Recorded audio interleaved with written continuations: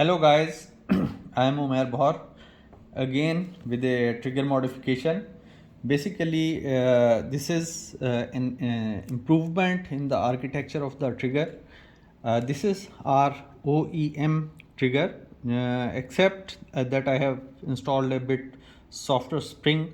Otherwise, this is the trigger of M3 FX Impact, and it works just the spring goes here, and this is the hammer, right?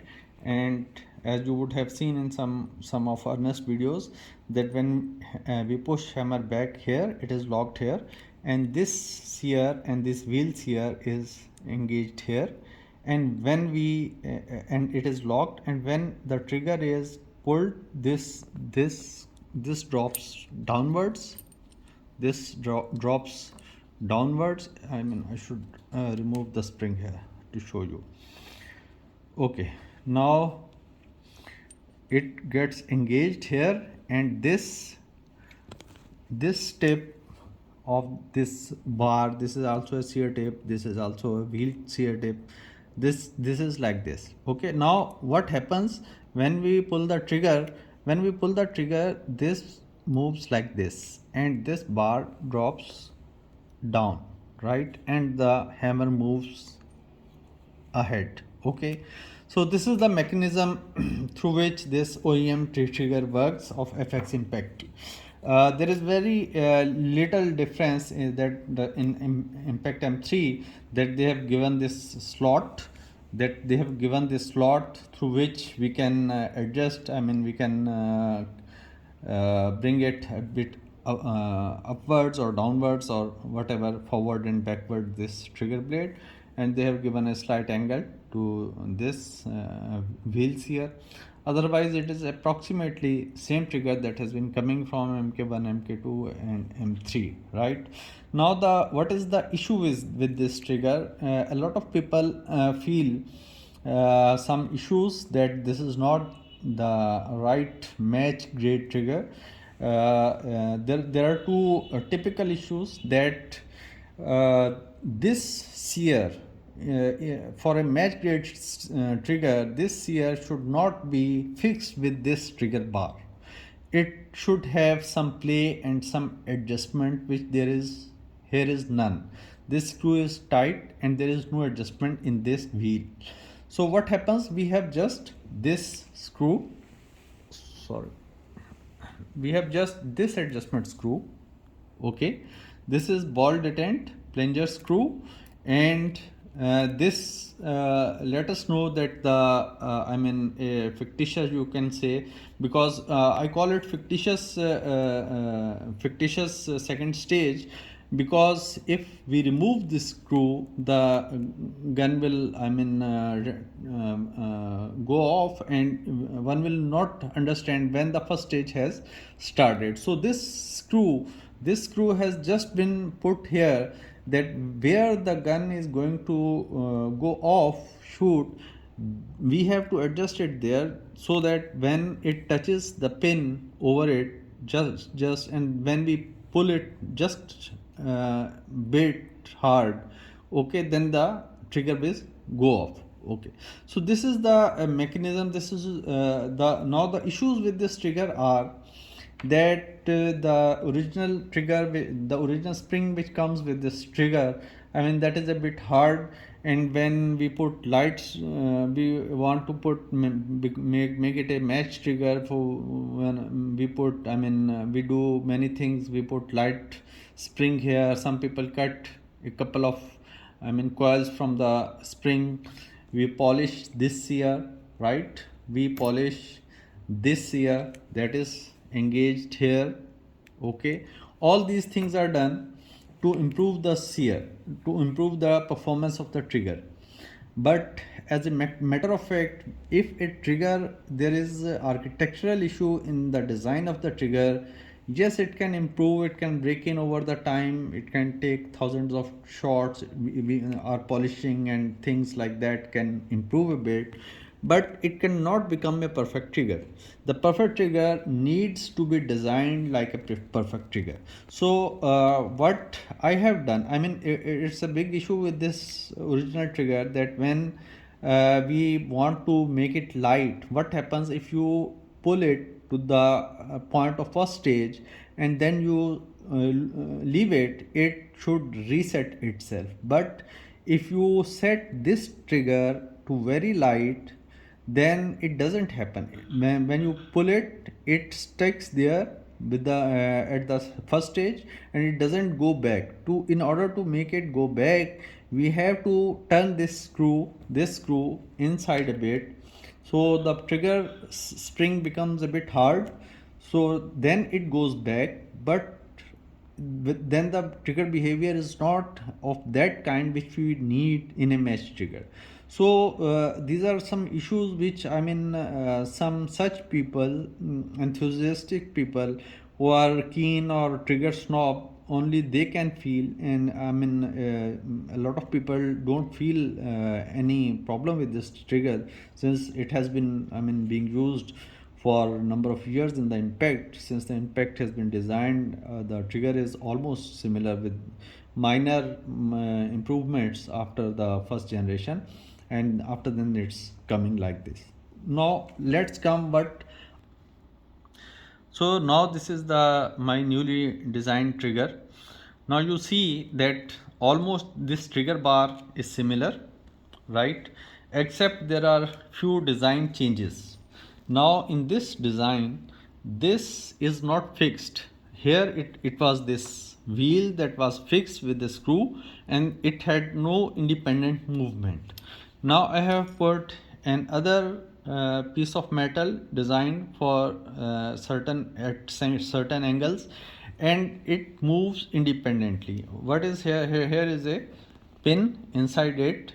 So and a hole in this in this part here. This pin goes here and it hangs like this and moves with the help of this pin like this. Okay, so now this acts as, here is no wheel, but similarly, just like this surface, just like this edge of this part works for that purpose.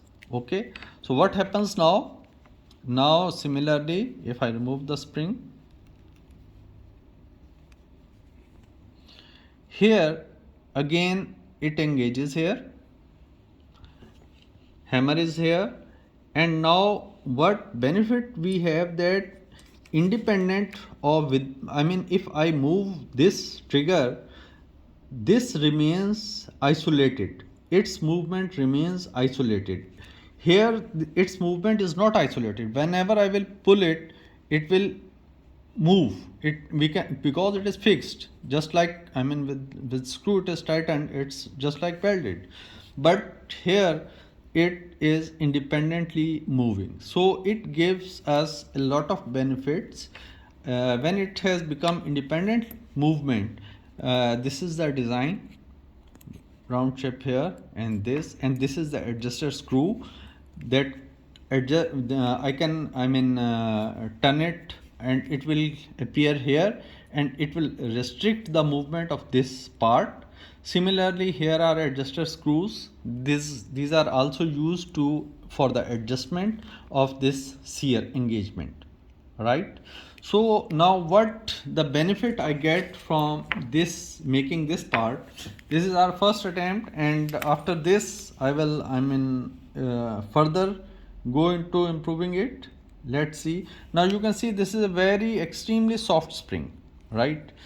Extremely soft spring can give us extremely soft first stage. Now please show here, right in the same hole where the wheels pin enters, we will put this pin.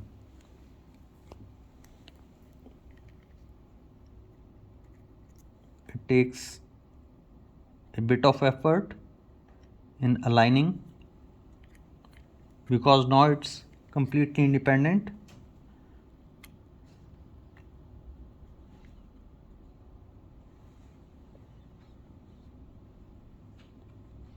Okay, pause a bit.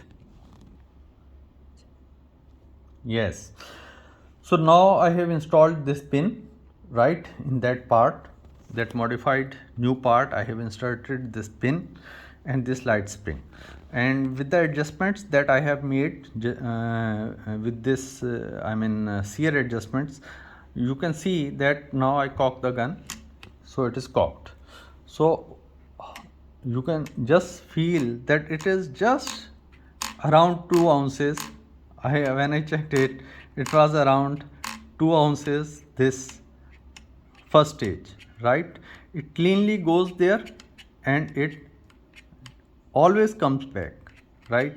This is first stage, and for the second stage, this is the second stage. It's gone, right? This, wherever you will want to, it extremely feather light spring, right? And I, how many times I would like, I can reset it. The reason is that when I move it, that sear part is not moving with this plate, with this bar. That sear part is not moving, that is isolated, right? That the pin that is with which it is attached, that pin is moving, and this part is independent. In this design, when I will move it, it is, definite that this engagement will move. So that is the issue with this design. Here when I move it, this sear that I have made, that doesn't move until I reach to a certain point where I have set the sear break place. Please focus. Now see, here there is no movement there, and here it will break, and I can set the pressure of its where it breaks, right? Like this. Okay, I can make it lighter with the adjustment screws, and I can make it harder with the adjustment screws. So you can see what a wonderful trigger it has become. So light and very predictable, crisp.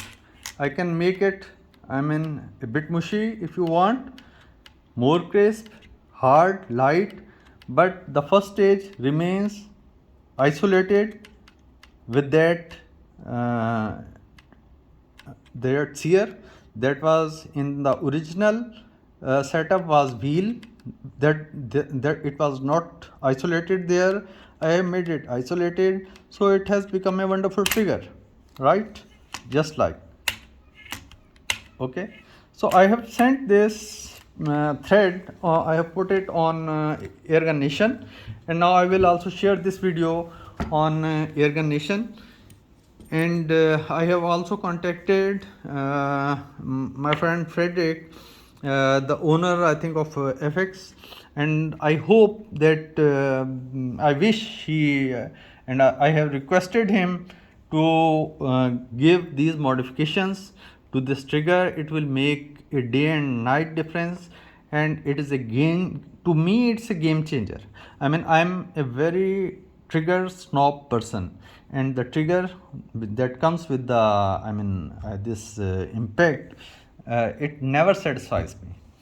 So this is all, guys, but I have seen that a lot of guys are see my YouTube videos, but there are very little who subscribe them. If you want to see such, most of my videos are of technical nature. Maybe that is one of the point that most people don't want to indulge into such technical things, but that is why. But I would request you to subscribe my channel. That will help me, that will motivate me do more things like this. And one more thing, that this plunger screw, that the in original setup is here, right? That creates an artificial second stage. It is not here. I have made the threads for it, but it is not here, right? This has become, there is no artificial feeling of second stage, right? We have no such thing here. but this has become a real two-stage trigger, this stage and this second stage, right? Without that screw, that option is there. If I ever felt that I should insert that screw, I can insert that and I can find, I can utilize one more setting from there. So this is all for today. I hope you will like it, and please subscribe my channel. Thank you. Have a nice day.